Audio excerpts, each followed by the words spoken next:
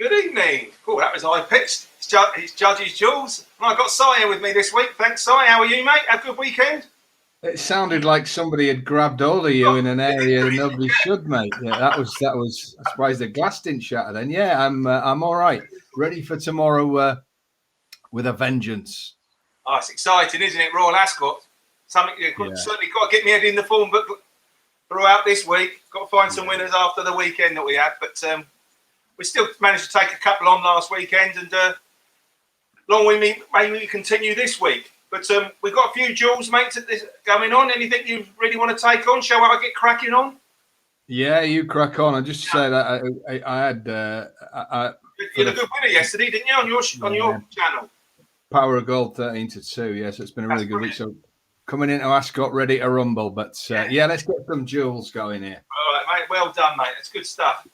Right, so my first duel, I think we're going to go for a race we both are picking one out of the same race, but a different horse on Saturday. And it's a race you probably wouldn't have thought about looking in, really. It's one of the last races at Chester, the 5 o'clock. I think it's the second last, if not the last, at Chester on Saturday. And I'm going to let you explain about your horse in a minute, but I thought the winner was pretty impressive. It's called the Thunderer, who looks progressive now for the change of stable to Ollie Sangster.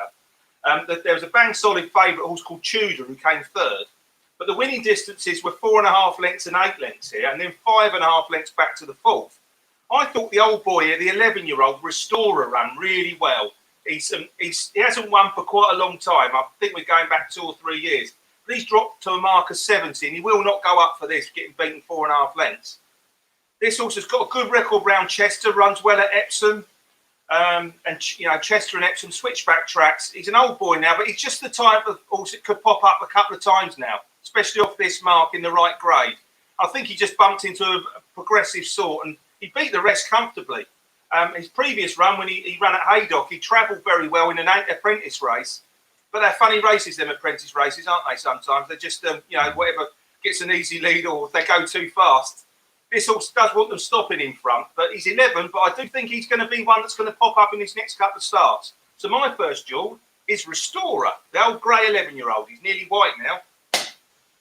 Yeah, well, I don't often give horses that won here because obviously think people can find them. But I do have an angle with this, the Thunderer. I think Ollie Sangster's a trainer going places.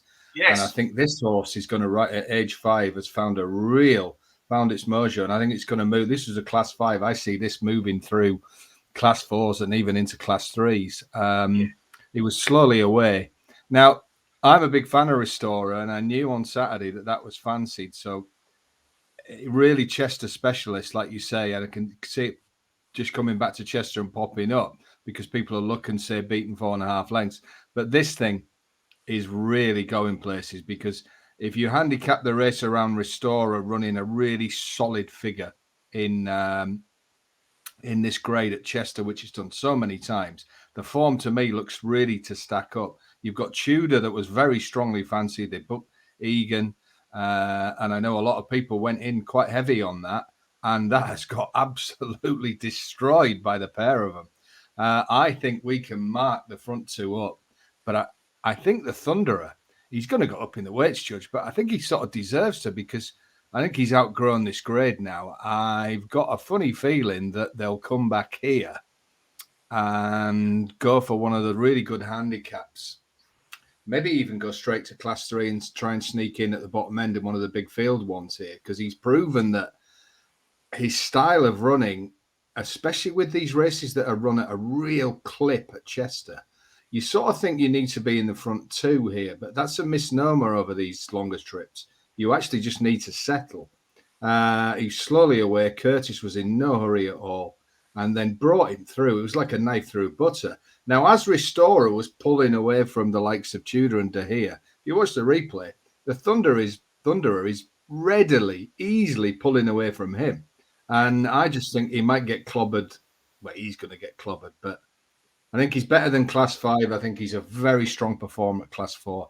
And as I said, they may go for a big field class 3 and try and sneak in at the bottom end. If they do, I think he could be a real price. And I think he's got a decent handicap in him this year, and keep an eye on Ollie Sangster. He's proving to be very, very impressive. So, yes, it was an easy winner on Saturday, but I do think there's a chance he'll be underrated. And for me, my first eye catcher is the Thunderer.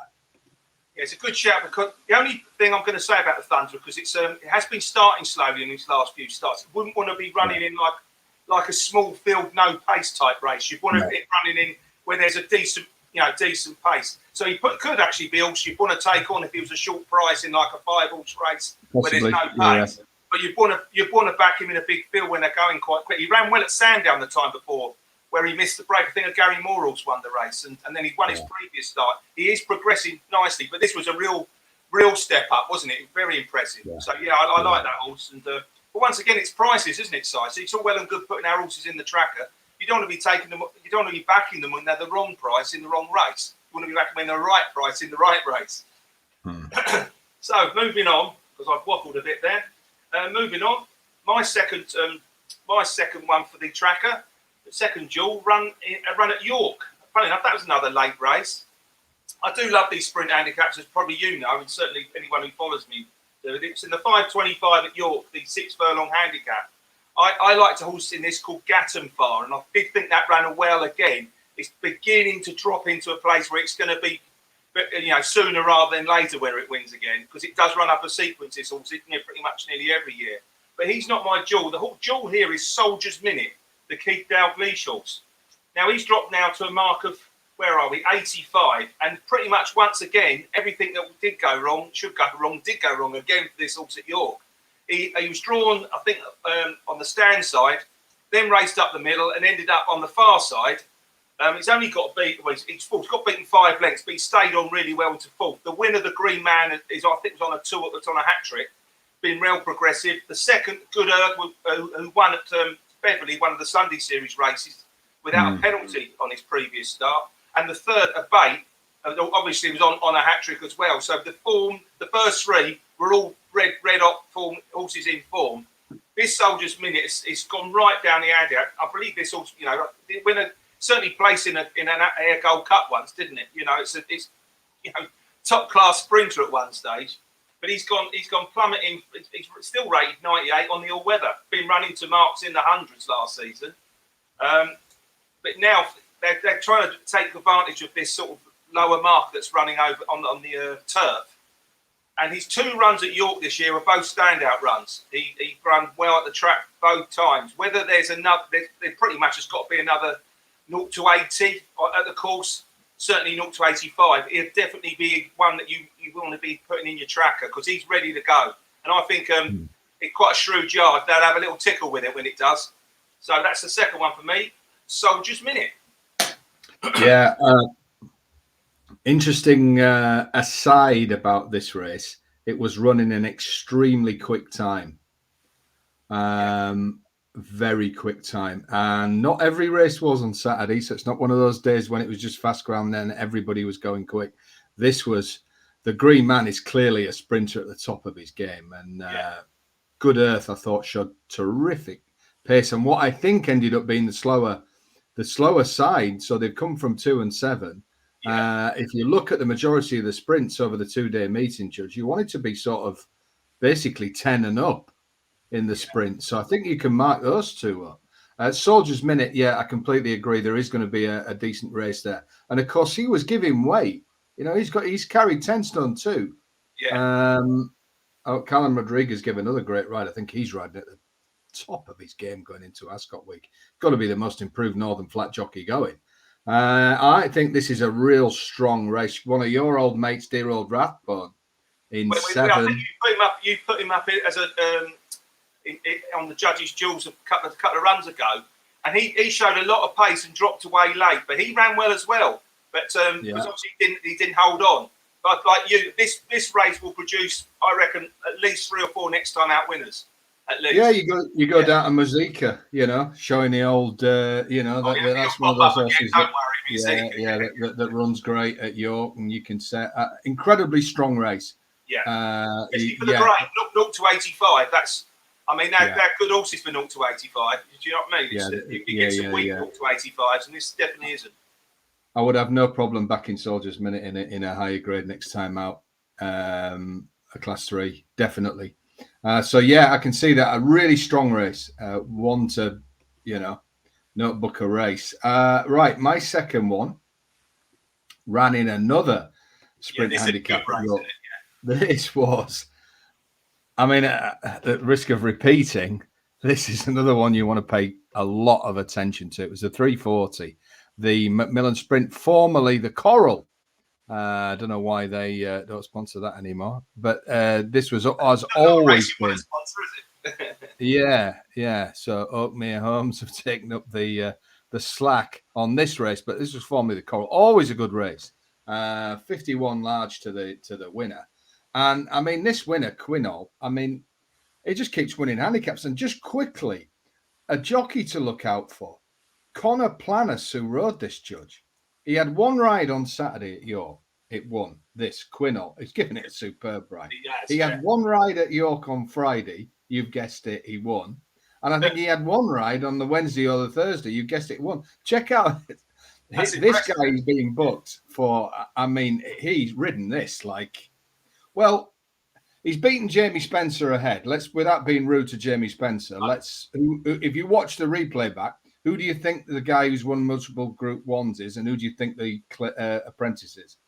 I've got to say, Jamie didn't actually give that a bad ride because it normally comes too late, but he got there soon enough, didn't he? Well, he didn't keep it straight, did he? He didn't keep it straight. I'm more praising Connor Planus than having a go. I agree. So I mean, keep him on side, bloody hell. It'll be fascinating to see where he goes next. And if you're the yard he's attached to, he's one of them where you might want to start putting the handcuffs on him on a morning because he's rapidly being seen as a extremely talented young rider. So the time was good.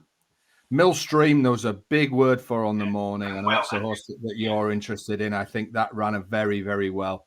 That's run off 9 stone 9. That was an extremely impressive performance to give the weight and be beaten less than 2 lengths. So Millstream is probably a horse that could even go up to listed class next time out. But my eye catcher is Clive Cox's Eminency, who's 4th, ridden by Danny Tudhope. This ran a cracker and really only got clear and galloping in the last sort of 150, 200 yards. And by then, Quinault and Washington Heights were already having their ding-dong at the front. He ran probably up the middle. It's a bit too far back. Not out of any criticism of Tudhope. I just think they were going that fast that Eminency really didn't hit stride till late on. But if you watch this, Judge, he is really travelling at the end. Yeah. He ran at Windsor where he got caught on the wrong side the time before.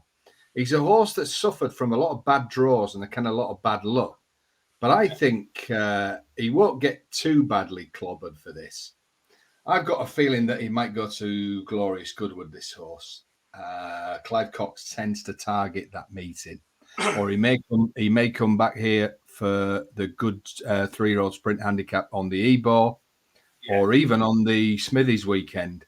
So there's plenty of options open for this, but this was a seriously strong race. The front 3 have all acquitted themselves well. Like I said, Millstream to give weight, hugely impressive performance. Quinault, well, is just a winning machine. Eventually the handicapper will tag him, but he hasn't managed to yet. Washington Heights ran a stormer, was well back, was well fancied. So the form is so solid. But Eminency, I think, Judge, might just be forgotten here by a few people.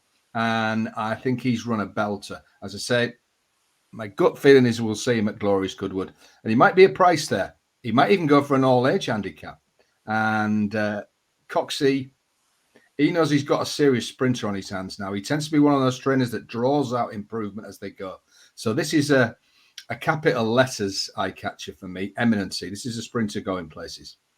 Yeah, well, a few things I'm going to say on that. I do think there's another big handicap at the July Festival at Newmarket, isn't there? That big 3-year-old handicap that they go there. It's normally a valuable race as well. But I like your idea with Goodwood because pretty sure there's a horse in the same colours for the same stable last year at one at that meeting. There's the last sprint on the Friday night, I think. Just trying Always to, a good sprint. The last race on the Friday, I could see him turning up there, and definitely. he'd sneak into that. He's popped in. What I love about sometimes horses say don't run the form. The first, second, and fourth came first, second, and third at Newmarket the time before. Yeah. And I'm actually, to be fair, I thought they were first, second, and third, and I was throwing my toys out the pram, wishing I had played the TriCast, and I hadn't, which was a bit of a silly mistake from me. But like you, I do think Millstream's a listed class horse as well. Oh, so God, yeah, definitely. So right, good race and good shout. Well, I'm going completely off piste, if you like, on my last one compared to all them progressive, nice 3-year-olds with loads of wins combined. I'm going for he's not that old, but a horse that's been round the block a bit. My last duel is a horse called Jean Baptiste, and this horse ran at Chester. I'm trying to think what race it was. I think it's one of the later races, around about 4 o'clock. 2:45 even. 2:45 at Chester on Saturday. Yeah, this horse normally likes an uncontested lead. It's an out-and-out front runner, and it ran at York the day before, and it got to the front and went off too fast. Ran okay, came 6th, I believe, to Menelaus. And I like it when they pop them out quick, especially the next day. They sort of kind of mean they think they got the horse right 9 times out of 10. They wouldn't go again, would they, if they'd run? And this horse, like I say, normally needs an uncontested lead, and they went really hard in this.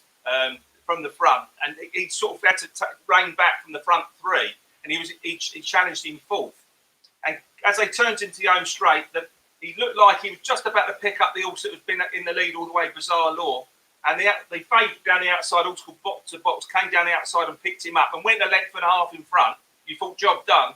This horse rallied back, and it's got sort of squeezed out between the two, and only got beat, half a length at the line. And I think with probably a clearer run, it would have been a photograph, but I think it probably was still just lost, but it would have been closer. And when you actually look, he won that particular race at Chester this time last year off a mark of 80 and came second in this race this year off a mark of 79. Obviously, probably go up £1 for this run, so he's definitely off a mark he can win off. And then after the race at Chester, he went on and followed up. And I kind of think this is the time of year to get this horse in. And if you could look at the race he's running, and he's pretty much going to get an uncontested lead, double your bet, because that's the sort of horse I want to be looking at. Look at the makeup of the race. If he's the only front runner, I would, instead of having your 5s or 10s, double your bet a bit, because I do think this horse is handicapped to win and now in form as well, Si. So my last one for the tracker is Jean Baptiste. Yeah, I can fully understand that one, Judge. There's 2 things I think you were unlucky at there, or anybody who backed Jean Baptiste, is 1, you ran into a horse box to box who's now 3 runs, 3 wins at Chester. Yes. So clearly it runs above itself and relishes the place. And secondly, and this is no criticism of Johnny Pete, because I'm a big fan of his, you ran into the Doyler, who I thought all day, actually, not just at Chester, but basically the last couple of weeks, he's riding at the absolute top of his game, which gives me a lot of confidence for his mounts this week. Yeah. I thought he gave box to box an absolute peach of a ride. And the jockey, when you get a difficult track like Chester, it's so important. You see the top boys really shine there, the ones that do it. He's given box to box a perler. You've only got to beat half a length. So the right horse for 3rd and 4th as well, site Bizarre Law, the Andrew Ford and Cockalorum have won its previous start. So it's once again for the grade, it's a good solid race. Same stable as yours, Cockalorum horse in form. Yeah, I think it was a good race. And like you, I think we'll see him out quick. Obviously 2 runs in 2 days will probably give him a week off, but I would imagine you'll see him in the next 2 weeks at the longest. So, get him while he's on form. This is his time of year, isn't it? Absolutely. You've got to strike while the iron's hot, haven't you, with a horse like this? Very much so. Yeah. And he's got previous of running again quickly and running well. So that's what I kind of looked at him on Saturday. He was very well Some backed. horses relish it, yeah. So, like I say, just bumped into one and a good ride. But it was, they knew they had a horse that could win off its mark anyway, didn't they? Yeah, definitely. Excellent. Well, it's been a good show this week. We've enjoyed it. I want to wish everybody who watches the show a really good and lucky week. And let's hope we find plenty of winners between us. Yeah, and we should have no shortage of duels next Monday after 5 days of big show. Yeah, I think we might have to probably have 5. Set aside about 8 hours, I reckon. Yeah, that's right. Brilliant. Right. I Be shall lucky, see you on Friday, Judge. Yeah. Be Take lucky, care, mate. everybody.